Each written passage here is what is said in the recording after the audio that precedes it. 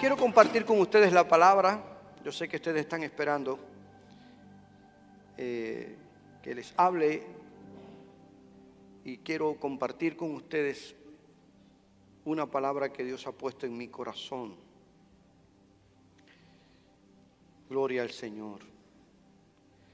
Quisiera que ustedes buscaran en sus Biblias, en el Salmo número 13. Salmo número 13. Un salmo que apenas tiene 6 versículos. Aleluya. Bendito Dios. Salmo 13. Amén. Cuando nosotros en nuestra iglesia íbamos a leer la Biblia, generalmente nos poníamos en pie. Y si usted lo puede hacer para honrar la lectura de la palabra, quiero que leamos en pie el Salmo número 13 y pedirle en el amor del Señor que no caminen mientras estoy leyendo, con reverencia a la lectura de la palabra. Gloria al Señor. Salmo número 13. Cuando la mayoría lo tengan, me pueden decir amén. Amén. Salmo número 13, en la versión del 60 se le añadió un título que dice: plegaria pidiendo ayuda en la aflicción. Tal vez usted se identifique con esta lectura. Salmo de David. ¿Hasta cuándo, Jehová, me olvidarás para siempre? ¿Hasta cuándo esconderás tu rostro de mí?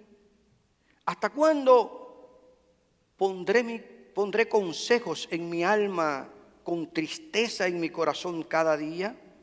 ¿Hasta cuándo será enaltecido mi enemigo sobre mí? Mira, respóndeme, oh Jehová Dios mío, alumbra mis ojos para que no duerma de muerte, para que no diga mi enemigo, lo vencí. Mis enemigos se alegrarían si yo resbalara, mas yo en tu misericordia he confiado. Mi corazón se alegrará en tu salvación. Cantaré a Jehová porque me ha hecho bien. Señor, gracias por esta palabra que es bendición a nuestras vidas. Oro pidiendo, Señor, que tú guíes mis pensamientos, dirija mis palabras. Está este pueblo que ha cantado, ha adorado, hemos ofrendado, hemos hecho tantas cosas para exaltar y glorificar tu nombre, pero ahora como María nos ponemos a tus pies para escuchar el consejo que tienes para nosotros en este día. No solo oro por los que están aquí físicamente en el santuario, sino por los que están conectados con nosotros ahora mismo a través de las redes sociales. Incluso aquellos que posteriormente en cualquier otro día de la semana o cualquier otra hora del día estarán viendo esta transmisión, hasta ello tu bendición les alcance. Pido, Dios, que esta palabra nos edifique, nos confronte y nos ayude a crecer en nuestra intimidad contigo. En el nombre de Jesús, amén y amén. Gloria al Señor. Pueden ocupar sus asientos, hermanos. Quiero hablarte bajo este lema de la desesperación a la esperanza. De la desesperación a la esperanza. El problema real de David y el contexto inmediato de la oración que él hace en este salmo no nos permite determinar con exactitud cuál era la crisis, el problema, la situación por la que este hombre estaba atravesando. No es como otros salmos que de acuerdo al contenido, al contexto, podemos determinar qué pudiera estar sucediendo. Otros salmos que dicen, este salmo se escribió en una cueva, o cuando Absalón, su hijo se rebeló en contra de él, o el Salmo 51, cuando después de haber pecado con Betsabé se arrepiente. Este Salmo 13 no nos precisa en qué momento o circunstancia David escribió este salmo. ¿Cuáles fueron las causas que dieron origen a este poema, a esta oración de este hombre? Pero algunos elementos que encontramos en él nos sugieren que el salmista se siente cercano a la muerte, se siente perseguido por los enemigos y clama ante Dios, y al clamar siente como que si Dios no lo escuchara, como que Dios no lo oyera. De ahí que los comentaristas bíblicos consideren que esta queja angustiosa de este hombre, de este varón de Dios, de este siervo del Señor, podía responder a una prolongada enfermedad que él estaba viendo, que si el Señor no lo sanaba o hacía un milagro, iba a morir.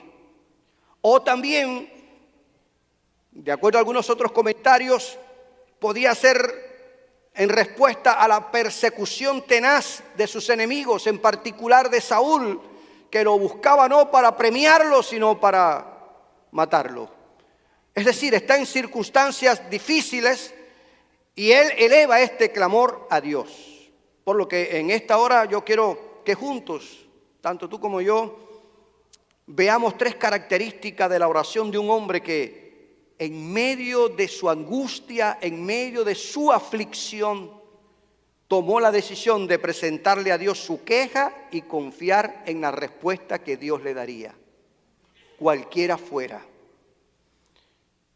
Lo primero que encuentro, y quiero seguir la lectura del Salmo, en los dos primeros versículos del Salmo, lo primero que encuentro, y ya lo leíamos, es el lamento del salmista. Cómo este hombre se lamenta, este hombre se queja. Y fíjese cómo repite por 4 veces en 2 versículos esta pregunta: ¿hasta cuándo, Jehová, me olvidarás? ¿Hasta cuándo, Señor, vas a esconder tu rostro de mí? ¿Hasta cuándo voy a tratar de encontrar una respuesta en mi corazón? ¿Hasta cuándo mis enemigos mostrarán superioridad sobre mí? ¿Hasta cuándo? Estos primeros 2 versículos en el que David le pregunta constantemente ¿hasta cuándo?, nos revelan la aflicción del momento por el que está pasando. Y él no le dice al Señor ¿por qué estoy pasando por esta situación? No pregunta por qué, sino pregunta ¿hasta cuándo? Cualquiera haya sido la causa de su sufrimiento, cualquiera haya sido la razón por la que él escribe este poema, David enfrenta un triple problema de acuerdo al contexto del Salmo. Anda buscando cómo conseguir el socorro de Dios. Ora pidiendo a Dios ayuda. Busca la forma de cómo va a manejar sus emociones. Se siente angustiado, se siente olvidado, deprimido, pasando por una crisis y no encuentra una respuesta ni en Dios ni en él. Y otra tercera situación que enfrenta es que él quiere evitar que sus enemigos se burlen, se rían de él y no encuentra una respuesta. 3 cosas: busca socorro en Dios, respuesta en su corazón y quiere evitar la burla de sus detractores. Por lo tanto, se siente atrapado en un momento crítico. Si está enfermo y si está siendo perseguido o ambas cosas, la situación es desesperante. Y reitera por 4 ocasiones, y yo quiero que usted lo note, por 4 ocasiones, ¿hasta cuándo? ¿Hasta cuándo? Y indica para mí, en primer lugar, esta repetición, esta reiteración de esta pregunta, el desconsuelo profundo por el que estaba atravesando. Y tal vez nosotros hemos sido también aquellos que le hemos dicho en angustiosa entrega al Señor: ¿hasta cuándo, Señor, vas a tolerar y vas a permitir esto? ¿Es cierto o no? Desconsolado porque esa crisis no encuentra una solución. En segundo lugar, yo creo que el hasta cuándo de David responde a que no visualiza una respuesta de Dios. No logra ver que Dios intervenga, de que Dios haga algo. Es como que está mirando a todas las direcciones, mira a los 4 puntos cardinales y ve como que Dios ni se mueve. No tiene respuesta. Y en tercer lugar, yo creo que este hasta cuándo de David reiteradamente indica la impaciencia humana frente al silencio de Dios. Nos impacientamos cuando no hay una respuesta inmediata. ¿Es cierto o no, hermanos?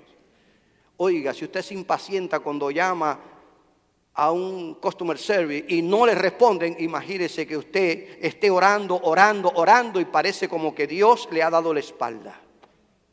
Así se sentía este hombre.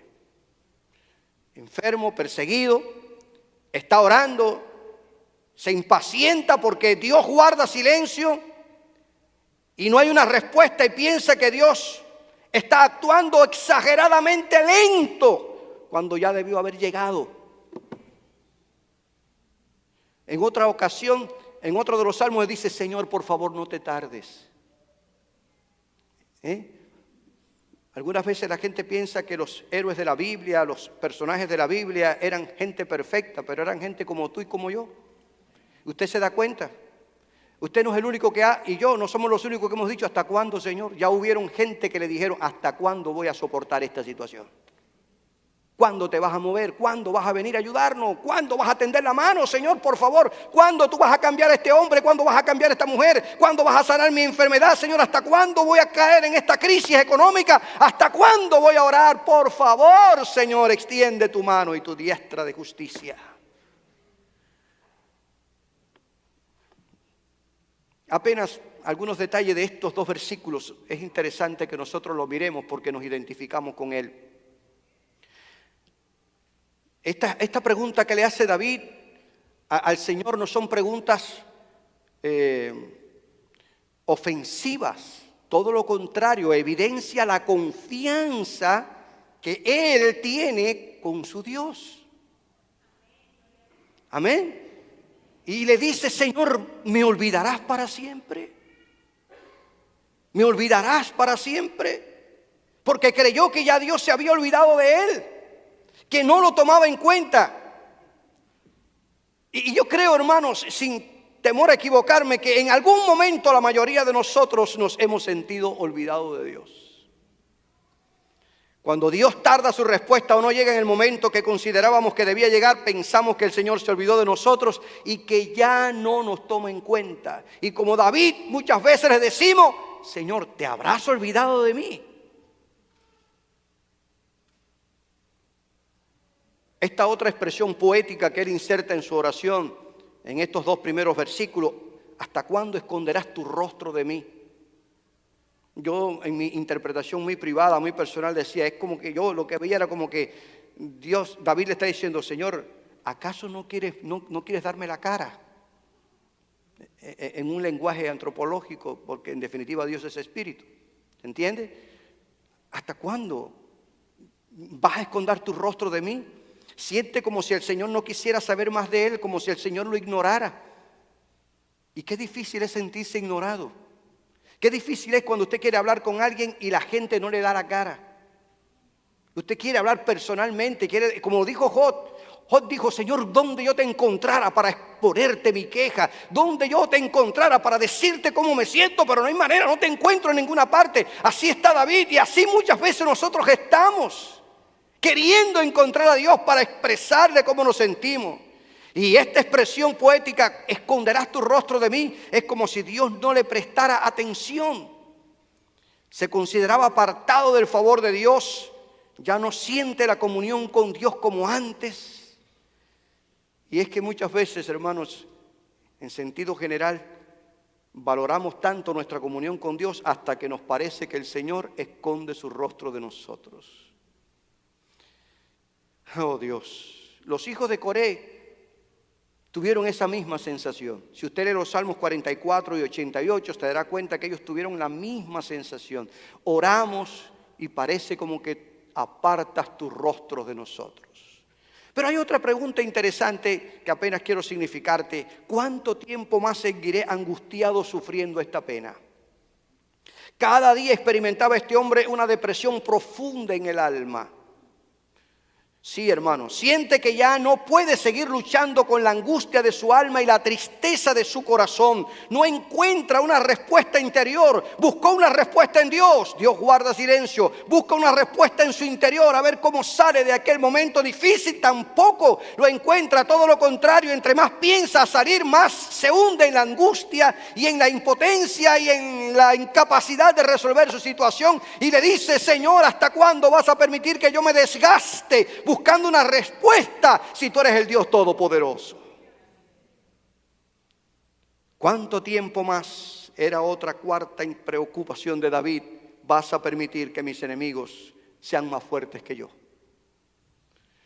Si este salmo se escribió antes de que asumiera el reinado y estaba bajo la persecución de Saúl, tiene un sentido tremendo, porque no cabe duda que David apenas contaba con unos 600 hombres y Saúl contaba con todo un ejército. Se siente en la minoría. Él se siente impotente ante sus enemigos, sufría la humillación constante de estar del lado de los derrotados, no sabía cómo enfrentar esa cantidad de cosas. Y no cabe duda, hermanos, que muchas veces en nuestra lucha espiritual, en nuestra batalla espiritual, a veces como que nos sentimos así, como que no podemos, como que ya es imposible. Pero tengo que darte esta palabra, recordarte que el que está con nosotros es mayor que el que está en el mundo, recordarte que no estamos solos, que Dios está con nosotros, que Dios es el que pelea nuestras batallas. Y aunque nos sintamos solos, con nosotros está el Dios Todopoderoso.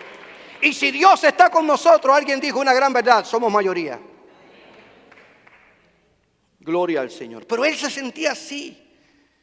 Se sentía incapaz de enfrentar a los que le afligían sin tener idea de una estrategia a seguir para salir de aquella terrible situación. Y yo creo con toda honestidad que muchas veces los problemas que enfrentamos tienden a desesperarnos. Amén. Pasa una semana, pasa un mes, pasan 6 meses, pasa un año y el Señor guarda silencio. Pero hay que entender como cristianos que en el silencio de Dios, Dios está actuando. Gloria al Señor. El que Dios demore su respuesta no significa que está ignorando nuestra necesidad. El que Dios demore su respuesta no significa que no le importa por lo que sus hijos atraviesan. Y yo sé que usted me ha oído mencionar este caso. Marta y María llamaron a Jesús: tu amigo Lázaro está enfermo, ven por favor. Porque ellas creían que Jesús podía sanarlo. Ellas creían que Jesús podía levantarlo de aquel lecho de enfermedad. Ven. Sin embargo, Jesús se demoró 4 días en llegar. Y cuando llegó, no estaba ni en terapia intensiva. Ya había muerto. Y estaba enterrado, sepultado. Y mire el reclamo que hace tanto Marta como María a Jesús: si hubieras estado aquí, nuestro hermano no hubiera muerto.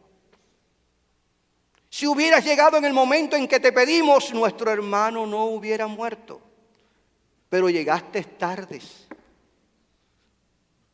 Llegaste fuera de tiempo.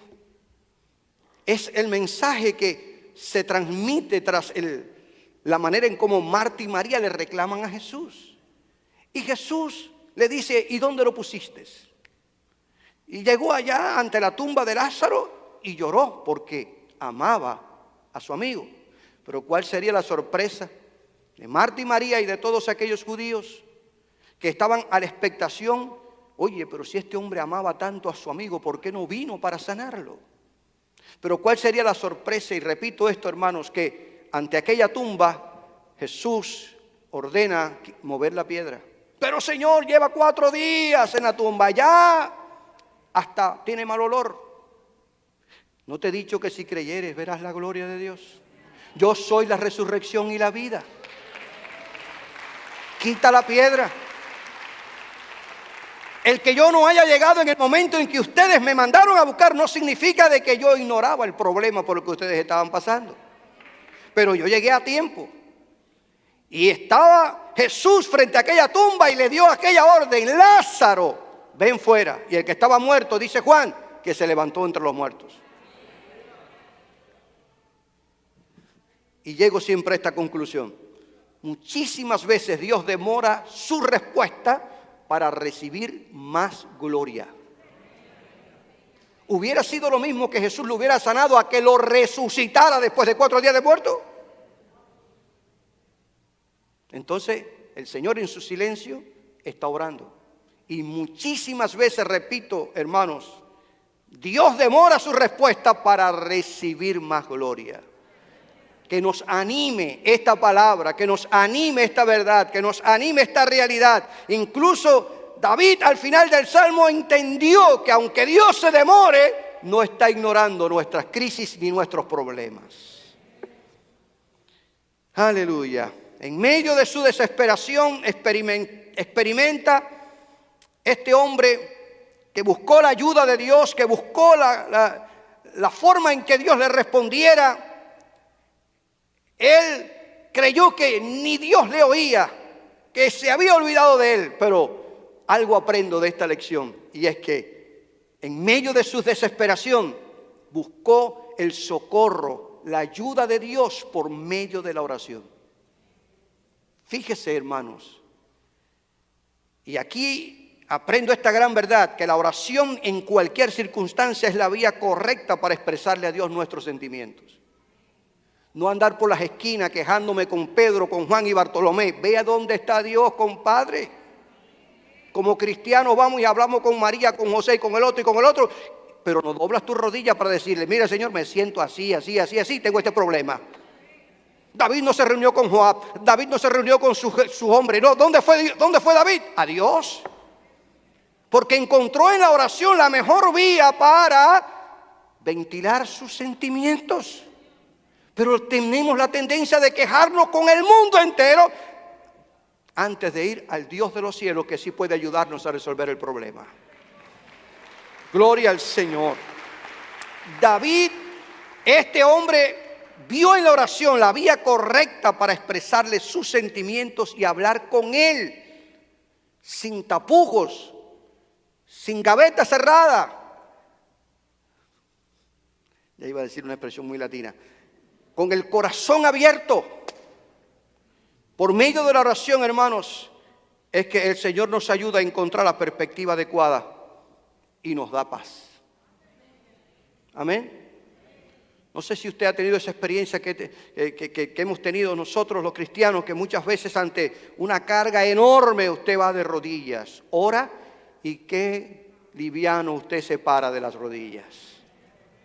Y todavía no tiene una respuesta, pero la paz de Dios inunda su corazón. Todavía no tiene la solución, pero usted siente como que Dios se hizo dueño de este problema. Amén. Gloria al Señor. Pero hay otro segundo aspecto que quiero considerar con ustedes, y son los dos versículos siguientes.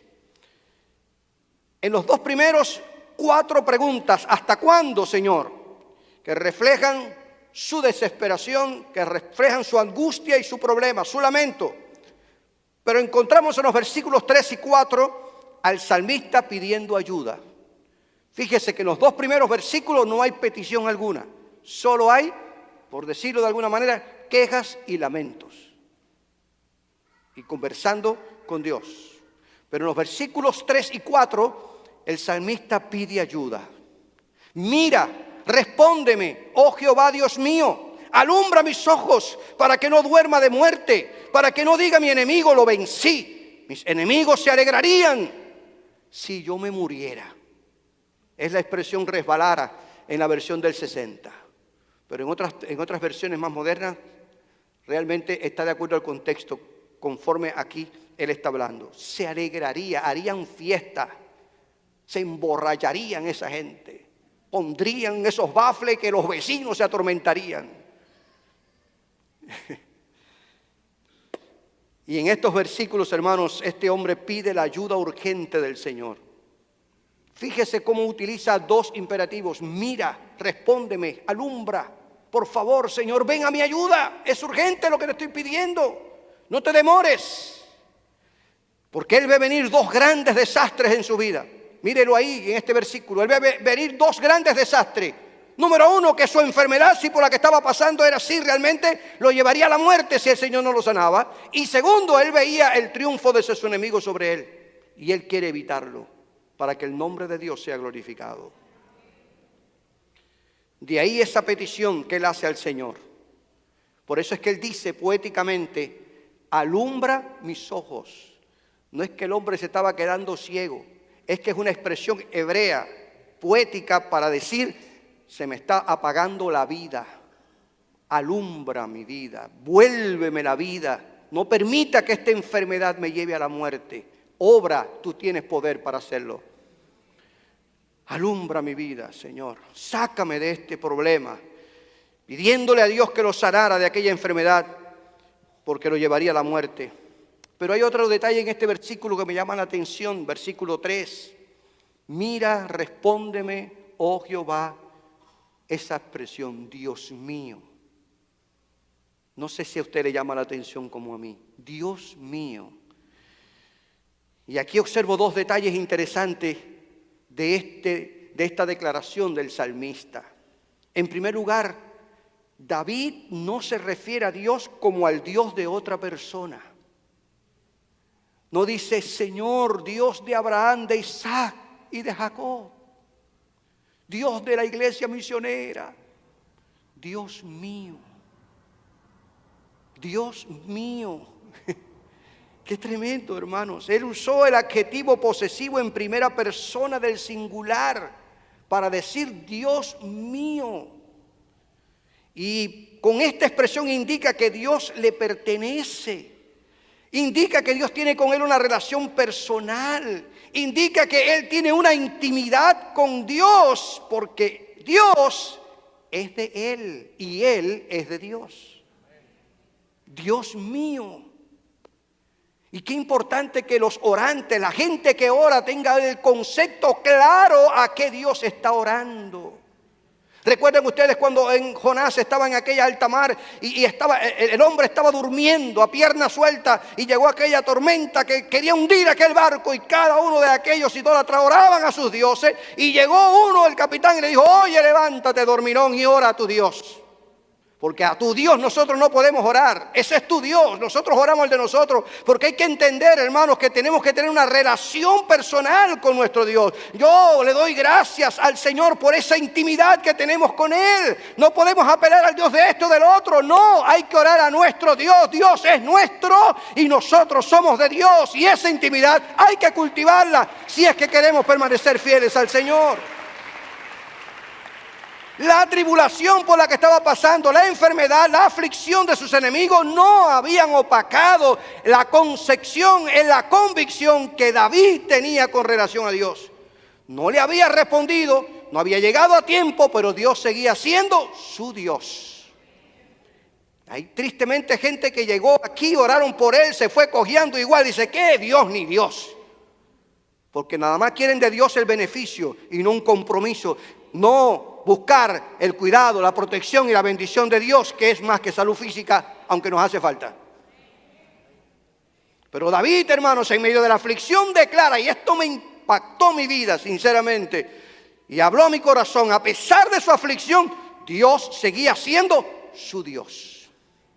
Dios mío, Dios mío. Aleluya. Y en segundo lugar, aprendo de esta expresión de Dios mío de David, que descubre que este hombre cree que su Dios tiene la capacidad y tiene todo el poder de intervenir a su favor, evitar su muerte y aún evitar la burla de sus detractores. Al decir Dios mío está diciendo, yo creo que tú tienes poder para sanarme. Yo creo que tú me levantas de este lecho de enfermedad y yo creo que no me vas a dejar en vergüenza delante de esta gente que quiere ver que yo muera. Yo lo creo, tú eres mi Dios. Amén. Qué lindo, hermanos. No sé si usted lo disfruta, pero no hay algo más grande que tener ese nivel de dependencia de Dios. Y yo creo con todo el corazón que si queremos que nuestras oraciones, las tuyas y las mías, tengan sentido y valor, entonces tenemos que estar conscientes que al Dios que oramos es nuestro Dios. Es mi Dios. No es el Dios de la iglesia misionera, no es el Dios de los cristianos de la misionera, no, es tu Dios, tiene que ser tu Dios y tiene que ser mi Dios para que mi oración tenga sentido. Dios no es una deidad distante, frívola e insensible, no se representa en ninguna figura ni de yeso, ni de pintura, ni de cristal. Dios es Dios todopoderoso que reina en el cielo y en la tierra. Siempre me gusta mirar la manera en cómo Jesús le responde a aquel discípulo judío que había sido educado en la oración, porque los judíos desde niños eran educados en la oración. Sin embargo, uno de los discípulos de Jesús, no sabemos cuál, le dice: enséñanos a orar. No era que ellos no supieran hacerlo, es que a ellos le había impactado la manera, la forma en cómo Jesús oraba. Jesús no oraba como cualquier judío. La oración de Jesús tenía sentido. Ellos veían que había intimidad, que había diálogo, que había presencia, que había algo diferente. Y el discípulo fue impactado tanto por la oración que hacía Jesús que le dijo: enséñanos a orar. Y ahí surge la oración modelo que encontramos en los 3 evangelios sinópticos, Mateo, Marcos y Lucas. Pero me encanta la versión de Lucas, porque allí Lucas les responde a este discípulo y el Señor le enseñó a ellos que es a un Padre a quien oramos y con quien hablamos. Note cómo la oración modelo comienza diciéndole a los discípulos: cuando ustedes oren, dirán: Padre nuestro que estás en los cielos. Les rompe el marco mental. La mentalidad del judío era el Jehová de los ejércitos, Jehová Sabaoth, Jehová Jireh, Jehová Rafa, el Shaddai, el gran yo soy. Y Jesús le dice: todo eso es Dios, pero además es tu Padre. Es tu Padre. Noemí es tu Padre. Michelle es tu Padre. Miriam de Jesús es tu Padre. Es tu Padre. Al Dios que oramos es nuestro Padre. Padre nuestro que estás en los cielos. Es interesante, hermanos, que nosotros entendamos esta realidad. ¿Cuántos cientos de años distó entre la oración de David en este versículo 3 del capítulo 13 de los Salmos y la oración que Jesús nos enseña a hacer? Tenemos que entender que para que nuestra oración tenga sentido, tenemos que saber que oramos a nuestro Padre. Y usted con su Padre, bueno, déjeme no ser absoluto, porque tristemente no todos los hijos tienen confianza con sus padres. Pero nuestro Padre Celestial se desenmarca de todo tipo de relación filial de padre a hijo. Es un Padre que está por encima de cualquier padre humano. Amén. Y el Señor le dice: cuando tú vayas a orar, entra a la presencia del Señor y di: Padre nuestro que estás en los cielos.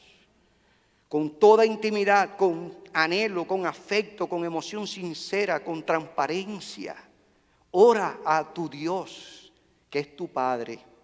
¿Dan gloria a Dios?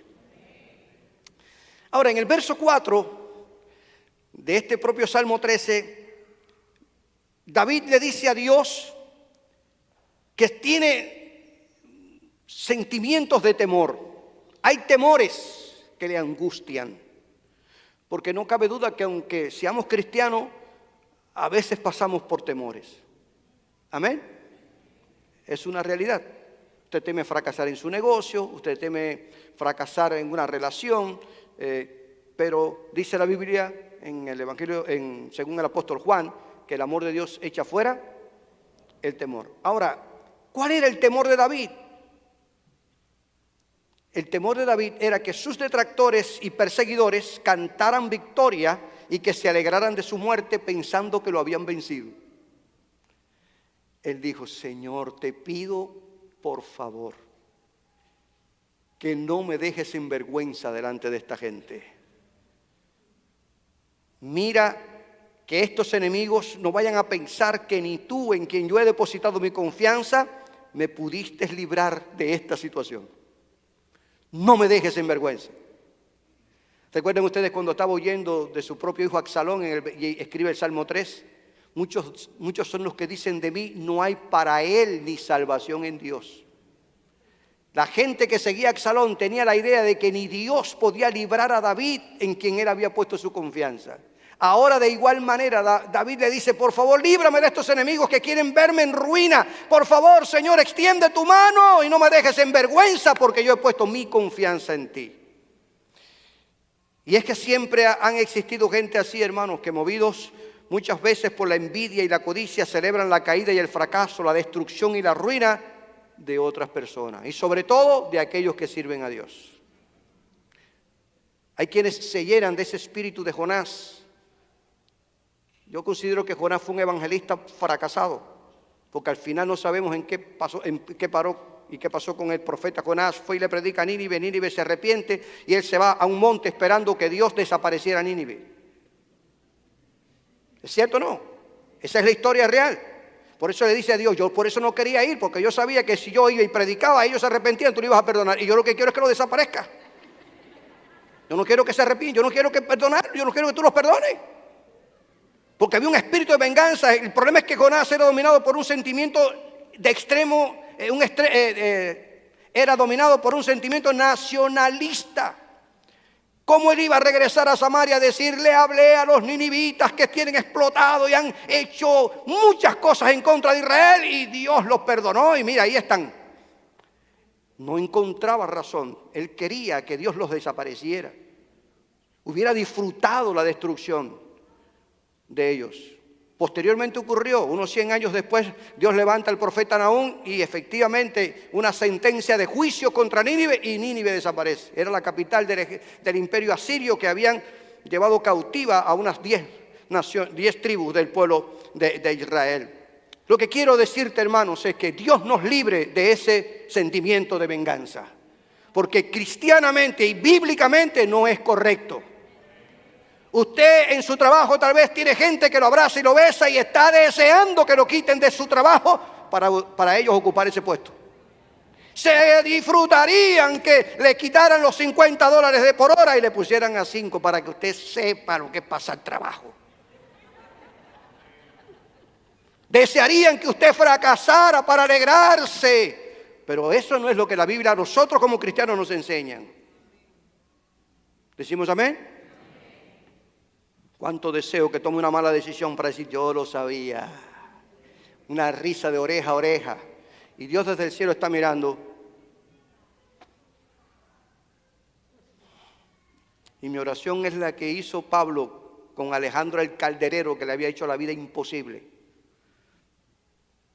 Págale conforme a sus obras. El profeta Jeremías enfrentó una situación similar a la de David. Sus amigos, sus mejores amigos en quien él confiaba, lo traicionaron. Pasur, este sacerdote del tiempo de Jeremías, hasta lo metió en un calabozo a pan y agua, lo maltrató y deseaban verlo en ruina. Pero este hombre de Dios, este varón de Dios se levantó y expresó esta palabra que tú y yo la decimos a cada rato. Mas Jehová está conmigo como poderoso gigante. Por tanto, los que me persiguen tropezarán y no prevalecerán, serán avergonzados en gran manera, porque no prosperarán, tendrán perpetua confusión que jamás será olvidada, pero Dios cumplirá su propósito en mí. Gloria sea el nombre del Señor. Aleluya. La Biblia nos enseña, hermanos, que debemos evitar esas actitudes vengativas y desear que otra gente fracase para alegrarnos, porque no nos caen bien o porque no soportamos su manera de ser o la forma en que ministran. Pablo, cuando escribe su carta a los Filipenses, capítulo 2, versículos 3 y 4, él le dice, no hagan nada por rivalidad ni orgullo. Si vas a hacer algo en la iglesia, hazlo por amor. Sean humildes y cada uno considera a los demás como más importantes que a sí mismo. Que cada uno no busque solo su propio bien, sino el de los demás. Gloria al Señor. Y los dos últimos versículos, porque yo sé que usted está mirando el reloj, yo también. Los dos últimos versículos del Salmo. Salmo 13, versículos 5 y 6. El salmista expresa su confianza. Mire, comienza con un lamento, llega a una petición y cierra con una palabra de confianza. Gloria al Señor. Dice David, mas yo en tu misericordia he confiado. Mi corazón se alegrará en tu salvación. Cantaré a Jehová porque me ha hecho bien. Fíjese, si usted lee los primeros versículos, comienza su diálogo con Dios con un desaliento horrible. Usted lo hubiera escuchado y lo hubiera dicho, hermano querido, tienes que atenderte con un psicólogo urgente. Estás en un estado de depresión que necesitas tomar pastillas para que te controles. Muchacho, tienes que buscar a alguien que te saque de esa depresión. Un lamento horrible.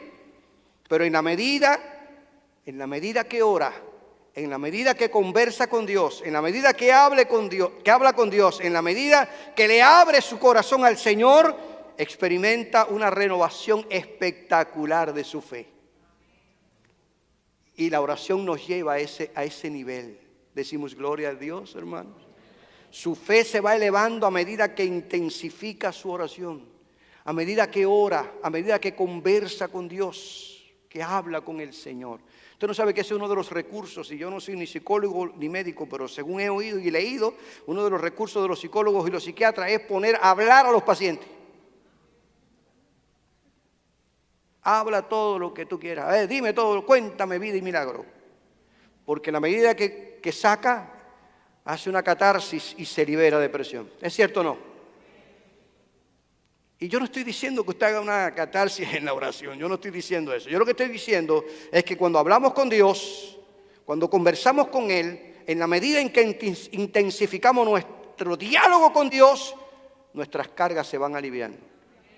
Es bíblico. Dijo el apóstol Pedro, traigamos nuestras cargas porque el Señor tiene cuidado de nosotros. Humillémonos en la presencia del Señor y reconozcamos que Él tiene poder y autoridad para ayudarnos.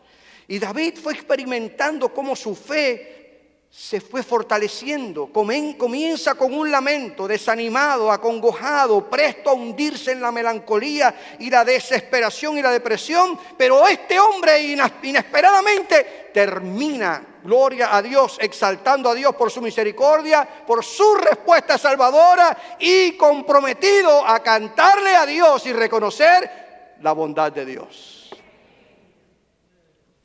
Aquí algunos biblistas o comentaristas consideran que tal vez entre el versículo 4 y el versículo 5 hubo como especie de un selah, de un silencio en el que él reflexiona, valora y viene como su espíritu se renueva. Pero hay tres cosas interesantes con las que yo quiero cerrar mi reflexión de estos dos versículos. Primero, confiesa su confianza en la misericordia de Dios. Fíjese, hermanos, el hombre en medio de su lamento, en medio de su queja, no deja de confiar en Dios. Confiesa su confianza en la misericordia de Dios, misericordia que describe, mejor dicho, el amor real de Dios, y también la misericordia que describe la fidelidad de Dios en cuidar a su pueblo. Este hombre sabía que Dios no lo abandonaría. Dios había estado con él cuando era un adolescente y pastoreaba las ovejas de su padre. Dios lo había librado del oso y del león. Para más, Dios lo había librado de las armas del gigante Goliat. Le había permitido ganar esta batalla. Por lo tanto, ahora él está sabiendo que Dios no lo abandonaría. Por eso es que él dice, yo confío en tu misericordia. Esos recuerdos renovaron su confianza. Esos recuerdos del ayer renovaron su seguridad en que las promesas de Dios siempre permanecen firmes, en que todo lo que Dios promete, Dios lo cumple. Amén, gloria al Señor. Y al final la justicia va a prevalecer y todas las cosas obran para bien de aquellos que aman a Dios. ¿Lo creemos? Aleluya. Como le dijo el apóstol Pablo en su carta a los Romanos, capítulo 8, versículo 28, que a los que aman a Dios, todas las cosas les ayudan a bien. Gloria a Dios. Otra declaración que hace David ya al cerrar su salmo, versículo 5, la segunda parte, además de declarar que él ha confiado en la misericordia de Dios, en su amor y su justicia, él dice, me voy a llenar de alegría por la salvación que viene de ti. Eso es fe. Fe es la convicción de lo que se espera. Fe es la seguridad de lo que se espera, la convicción de lo que no se ve. Aún estoy aquí, pero estoy seguro de que tú vas a extender la mano. Gloria al Señor. Amén, hermanos. Estoy seguro de que tú vas a tender la mano. Y aquí quiero aclararte que salvación no tiene la misma connotación teológica que en el Nuevo Testamento. Aquí salvación no se está refiriendo a perdón de pecado y salvación del alma como nosotros lo aprendemos en la soteriología del Nuevo Testamento. En el Antiguo Testamento la palabra salvación más bien está ligada a la recuperación de la salud, a la liberación de los enemigos, a la paz que Dios trae en medio de los conflictos, a que Dios nos rescata de las garras de aquellos que quieren hacernos daño. Él me salvó de esta situación. Por lo tanto, David está declarando y confesando que él se va a alegrar, se va a regocijar y se va a festejar, porque Dios vendría en su rescate, Dios lo salvaría, Dios le daría allí salud y también no lo dejaría en vergüenza delante de sus enemigos. Dios salvaría su vida de aquel momento y lo rescataría. Gloria a Dios. También en el versículo 1 del capítulo 27 de los Salmos, David dice: Jehová es mi luz. ¿Y qué más? Y mi salvación. ¿De quién temeré? Jehová es la fortaleza de mi vida. ¿De quién he de atemorizarme? Gloria al Señor. Aleluya. Bendito Dios. Y por último, basado en la garantía de que Dios lo libraría de aquella crisis que enfrentaba, este hombre se compromete a cantar himnos a Dios por lo bueno que Dios ha sido. Gloria a Dios. En medio de tanta desgracia, hermano, en medio de tantos conflictos, él puede exclamar, él puede decir: cantaré al Señor porque me ha colmado de bienes. ¿Dan gloria a Dios? Lo primero que Satanás quiere hacer en tu mente y en la mía es borrarnos de nuestra mente que Dios ha sido bueno y que Dios es bueno. Uno de los propósitos de Satanás es hacernos dudar de la bondad de Dios. Note usted que la mayoría de los ateos o gente que no quiere saber de Dios, lo primero que dice: si Dios fuera tan bueno, ¿por qué hay tanta hambre y tanta miseria en el mundo? ¿Por qué hay tantas enfermedades? ¿Y por qué hay tantos niños? ¿Y por qué permite que la gente se mate? Si Dios es bueno, ¿por qué no lo mete la mano? ¿Porque Dios no creó una máquina? Y porque nosotros los hombres tenemos que dar cuenta de nuestras decisiones y de nuestra responsabilidad. Dios nos creó con libre albedrío y el hombre está pagando las consecuencias de sus malas decisiones. Dios creó un mundo perfecto y estos hombres lo han echado a perder. Amén. Por eso es que la Biblia dice, hermanos, que la creación gime por la manifestación de los hijos de Dios. Porque el hombre en su desenfreno, en su desvarío, en su rebeldía en contra de Dios, ha destruido lo que Dios creó. Y dijo, Génesis lo recoge, y todo lo que Dios creó es bueno. Pero el hombre lo ha echado a perder. ¿Es cierto? Entonces ahora queremos culpar a Dios. ¿Cómo, chico? Si tú eres el que te has ido de la zona de bendición de Dios. Pero no quieren sentirse responsables. Y Satanás, lo primero que pretende sembrar en la mente de la gente cuando pasa por tribulaciones y problemas: oye, pero si Dios es tan bueno, como dice ese pastorcito de esa iglesia, muchacho, ¿pero y por qué tú estás pasando por esta situación?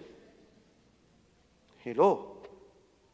Hermanos, nunca le permitamos a Satanás, ni a nuestras circunstancias, que dudemos de la bondad de Dios. Nunca, nunca, nunca, nunca, hermanos, dudemos de la bondad de Dios. Aleluya. David era un adorador agradecido. Él sabía que todo lo que tenía y disfrutaba lo había recibido de Dios. Y todo lo que tú y yo tenemos, algunos mueven la cabeza, todo lo que tú y yo tenemos lo hemos recibido de Dios. Dice Santiago en su epístola: todo don perfecto desciende del Padre de las luces. Tengamos cuidado con esa idea humanista. Mi esfuerzo, mi sacrificio. Recuerde, hermanos, Dios es el que nos da la fuerza y nos da la capacidad para alcanzar lo que alcanzamos. Seamos agradecidos. Este hombre, atravesando por una crisis horrible, finaliza su oración diciendo: estoy pasando por esta crisis, pero yo voy a cantar a Dios porque Dios ha sido bueno conmigo. Gloria al Señor. Y este precioso salmo, hermanos, nos enseña que el verdadero creyente en Dios no debe ser removido de su fe por por muy severo que sean los golpes que reciba en la vida, por difícil que sean las circunstancias que enfrenta. El apóstol Juan, en su primera epístola, capítulo 5, versículo 4, él dijo: porque todo aquel que sea hijo de Dios vence al mundo. Nuestra fe nos ha dado la victoria sobre el mundo. Que nada ni nadie, ni a ti ni a mí, nos robe nuestra fe y confianza en el Dios creador del cielo y de la tierra. Este hombre en este Salmo 13 nos invita a confiar en la misericordia del Señor, que es nueva cada mañana, según el profeta Jeremías. A cambiar nuestro lamento en alegría, según el propio David en el Salmo 30, versículo 11. Y llenar nuestra boca con una alabanza que exalte las bondades de Dios, como dice el apóstol Pablo a los Colosenses: estad siempre gozosos, regocijaos en el Señor. Os digo, regocijaos. Gloria sea al Señor. David nos enseña que la oración es la mejor vía para ir de la desesperación a la esperanza. No te cité 4 pasos para salir de la desesperación a la esperanza. David dice: la oración es la mejor vía. Fue mi experiencia y ha sido la experiencia de miles de cristianos. Así que, hermanos, yo no tengo ni la menor idea de cuál sea el escenario que ahora mismo estás enfrentando. No sé si tienes un diagnóstico médico conclusivo, no sé si te han declarado cualquier tipo de enfermedad sin solución médica, no sé por qué problema en el orden económico puedas estar atravesando, no sé cuál serán tus luchas y tus batallas a nivel de familia, de matrimonio, de trabajo, situaciones laborales, pero estoy aquí para recordarte una palabra que no podemos olvidar como iglesia, como cristianos. Pase lo que pase, pase lo que pase, no debes perder nunca esa feliz confianza en el Señor, porque te espera un gran galardón. Gloria a Dios.